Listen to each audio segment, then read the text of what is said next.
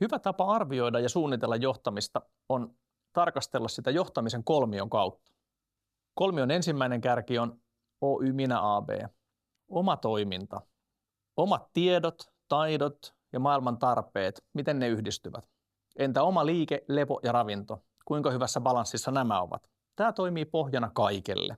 Kolmion toinen kärki on muiden johtaminen ja muutoksen johtaminen. Siis sen joukkion motivaatio, arvojen mukainen käyttäytyminen, innostus ja taas toisaalta kyvykkyydet. Nämä yhdistettynä nähdään yrityksen tulevaisuuden sietokyky. Ja kolmas kärki puolestaan on liiketoiminnan johtaminen.